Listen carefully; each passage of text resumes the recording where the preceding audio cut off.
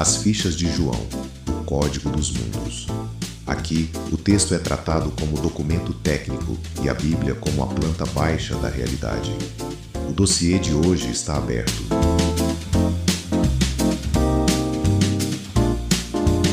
Imaginemos o CEO mais produtivo do mundo. Alguém com uma daquelas rotinas otimizadas milimetricamente, sabe? Aquela pessoa que acorda às 4 da manhã, faz imersão no gelo. Isso, total. Que tem a agenda dividida ali em blocos de 15 minutos e trabalha, 14 horas por dia. Aquele estereótipo clássico de sucesso moderno, né? Exato. Esse executivo acredita ter o controle absoluto sobre o próprio destino. Mas, imaginemos que sob a lente de um dos textos mais antigos e brutais da humanidade, o progresso existencial real desse CEO e o avanço de um hamster correndo desesperadamente numa rodinha de metal... Nossa. É rigorosamente o mesmo, ou seja, zero. É uma imagem que dói na nossa sensibilidade moderna, não é? Dói muito, eu fiquei super pensativa com isso. Nós somos muito condicionados a idolatrar a ideia de que a vida é um código. Um código que pode ser perfeitamente dominado se apenas tivermos a técnica correta, o aplicativo certo, o planejamento financeiro impecável.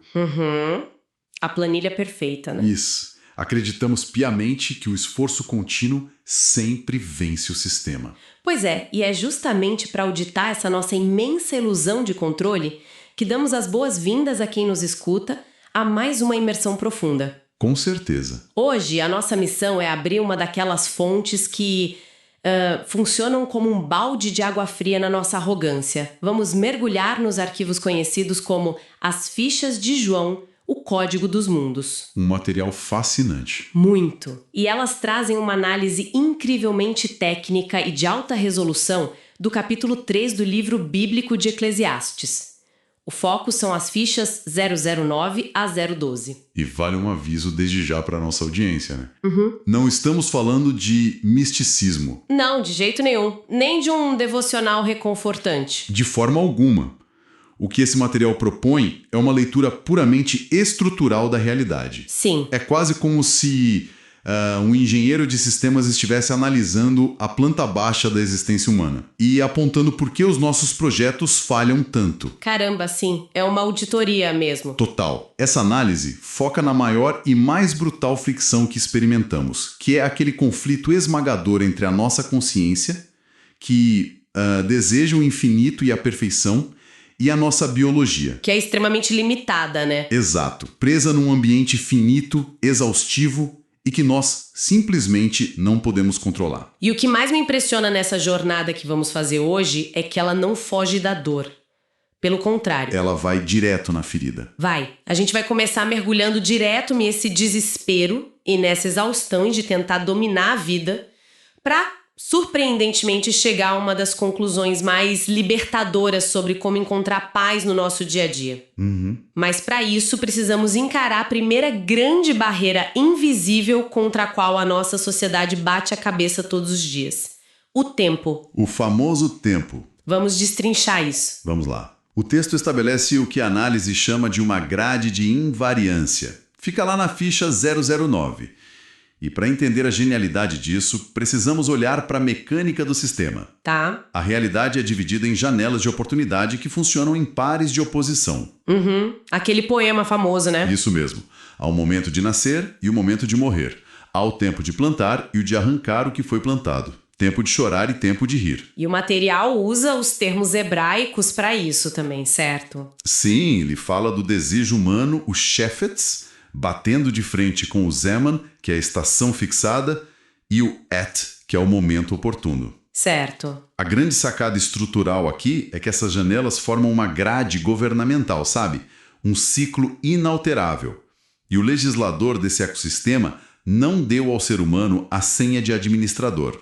Ou seja, a gente não muda a programação. Jamais. Pera, então o que essa análise está dizendo é que toda a nossa cultura de planejamento estratégico, que é baseada em linhas retas e gráficos sempre ascendentes... Sim, a obsessão por crescer. É, na verdade, uma negação da própria estrutura da realidade?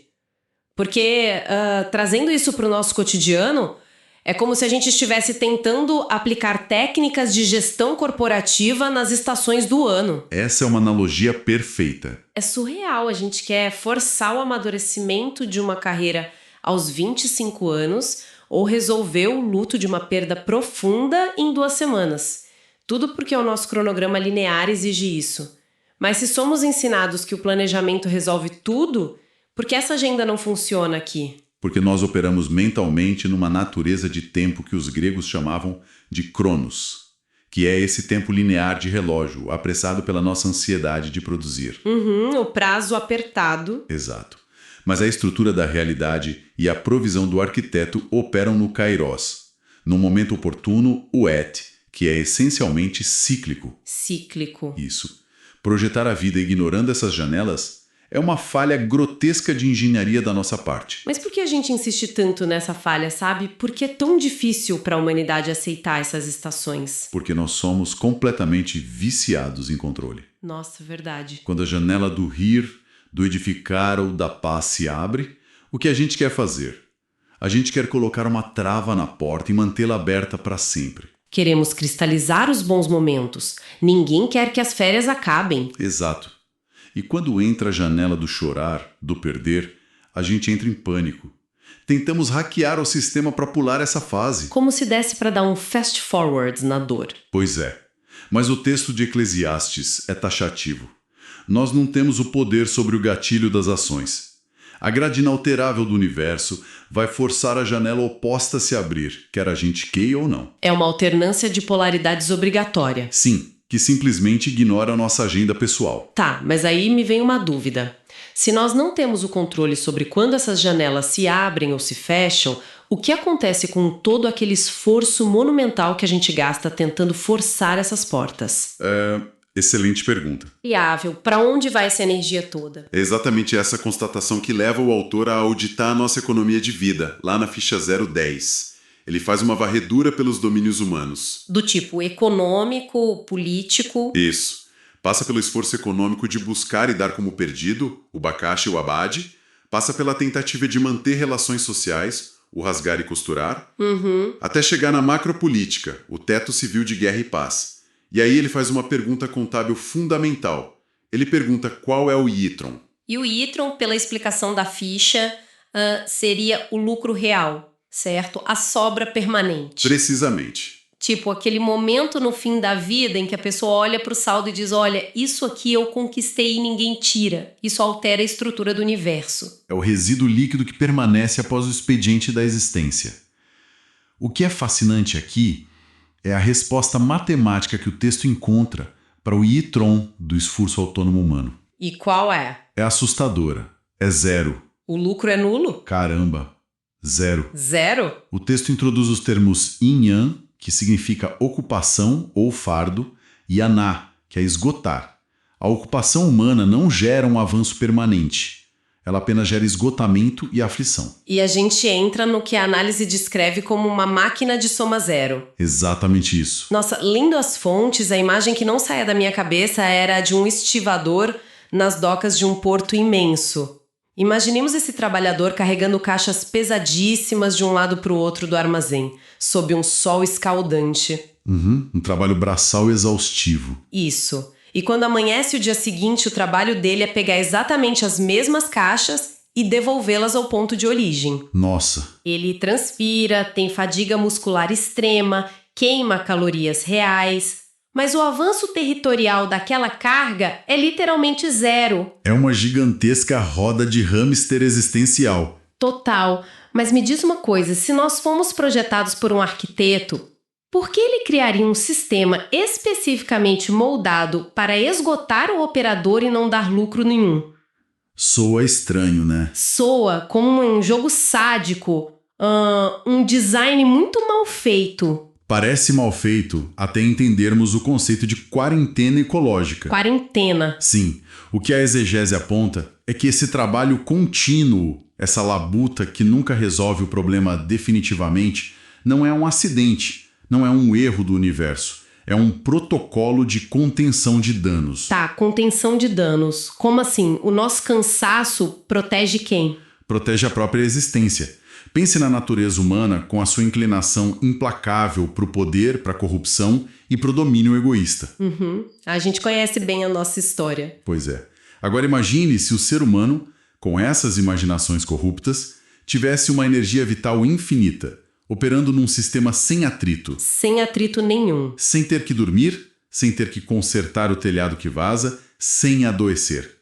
O que aconteceria? Gente do céu, com o nosso nível de ganância histórico, se a gente não precisasse dormir e nunca ficasse doente, provavelmente já teríamos asfaltado o planeta inteiro e destruído uns aos outros na Idade do Bronze. Exatamente. O esgotamento contínuo limita o raio de ação da nossa destruição. O atrito sistêmico impede que o operador maximize o caos. Entendi. O fato de que nós precisamos parar para pagar boletos, consertar a pia ou lidar com uma gripe atua como uma âncora de realidade que freia a megalomania humana. A fadiga é uma medida de segurança cósmica imposta de cima para baixo. Caramba, isso vira completamente a chave. O nosso cansaço não é um bug do sistema, é o antivírus. Exato, é proteção. Mas isso levanta um problema que eu acho que é a grande dor de quem nos escuta na vida moderna.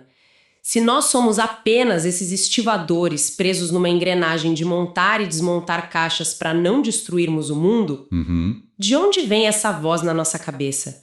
De onde vem essa sensação de que nós fomos feitos para algo maior?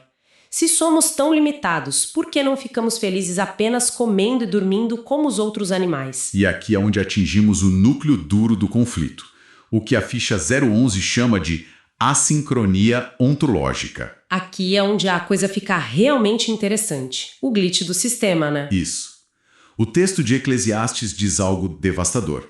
Deus inseriu o Olam no coração humano. O Olam. Sim, e a melhor tradução para Olam não é a eternidade naquele sentido grego abstrato, mas sim a percepção de uma duração indefinida, um senso de perpetuidade. Nós temos o código da eternidade instalado na mente. É um paradoxo porque não temos a capacidade física para sustentar isso. Nenhuma capacidade. É um problema de hardware e software. Sabe como eu vejo? É como tentar instalar um motor de dobra espacial, daqueles de foguete intergaláctico, no chassi de um aviãozinho de papel. Nossa, baita imagem. Né? O motor é poderoso demais. Assim que for acionado, vai inevitavelmente incinerar a estrutura frágil de papel. O nosso corpo biológico, o nosso hardware finito, simplesmente derrete tentando rodar um software que exige o infinito. É uma metáfora fantástica. O nosso software anseia que os relacionamentos não acabem, que a justiça seja perfeita, que as nossas obras durem para sempre. Mas o hardware biológico apodrece, se cansa e morre. É exaustivo, só de pensar. E para piorar a fricção, o texto afirma que foi negado ao homem o acesso à Massé. Que seria a obra completa. Isso, a planta baixa. Existe uma cláusula de selamento que diz que a obra do arquiteto nada se acrescenta e nada se tira. O homem tem a percepção da eternidade, mas não consegue ler o projeto do princípio ao fim. Olha, aqui eu preciso dar um passo atrás e provocar um pouco. Claro, manda. Porque isso me parece um requinte de crueldade absurdo. Não é cruel nos dar o desejo pela eternidade e, ao mesmo tempo, trancar a porta da compreensão? Entendo perfeitamente. A revolta diante disso é muito natural. Porque nos dá a visão de que existe um plano maior e negar a capacidade de lê-lo por completo. O objetivo dessa barreira impenetrável não é a tortura.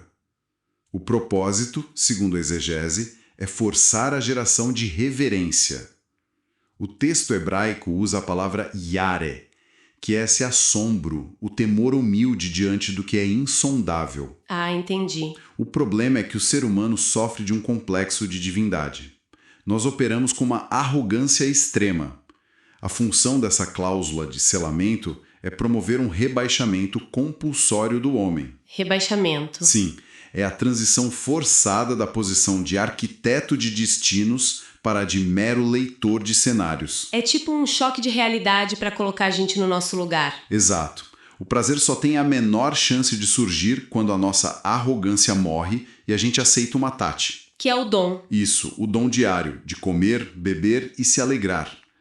O sofrimento brutal que experimentamos é o atrito de resistir a esse rebaixamento. Mas a história mostra que a gente resiste bravamente, né?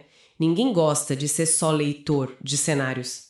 E aí entramos na ficha 012. Sim, o colapso civil. Pois é, quando a gente não consegue controlar o tempo, a gente tenta construir os nossos próprios impérios de controle. Cria empresas, constrói tribunais, legados imensos. Tudo para tentar gritar, eu importo, eu tenho controle. E o texto examina justamente o ápice dessa tentativa de controle civil. O Mishpat, os tribunais, a justiça. E o que o autor encontra lá? A corrupção. A corrupção completa. O direito vira criminalidade, o rechá. A arrogância humana não apenas nos esgota na roda de hamster, ela apodrece a própria infraestrutura que a gente inventa para ordenar a vida. É o dissipador de sentido. E qual é a resposta do arquiteto diante desse colapso civil tão arrogante? A intervenção final é uma humilhação cirúrgica, o teste do nivelamento biológico. Nossa, essa parte bate forte. Bate. Deus mostra aos humanos que eles são essencialmente como animais, a BMA. O que, pro nosso ego super intelectualizado, é um golpe muito baixo. Fere o ego porque aniquila a vantagem civil ou intelectual, o nosso falso iatron. O texto lembra que ambos enfrentam a mesma interrupção inescapável, o Mikre. A morte. A morte. Ambos têm o mesmo sopro de vida, né? O Ruach. Sim, e ambos voltam para o pó, o Apar. No balanço final, a vantagem estrutural do rei sobre o animal é nula. Na vida moderna a gente vê isso o tempo todo. Pense nos bilionários criando empresas para buscar imortalidade, terapias de rejuvenescimento celular. Tentando hackear a biologia. Mas a morte nivela o bilionário e o gado. O pó que sobra é o mesmo. Exatamente. O nivelamento físico destrói a ilusão. Mas a exegese vai ainda além. Sim. Se conectarmos isso ao quadro geral, vemos o golpe final no verso 21. O autor lança uma pergunta agnóstica provocativa. Quem sabe se o sopro do homem sobe e o do animal desce?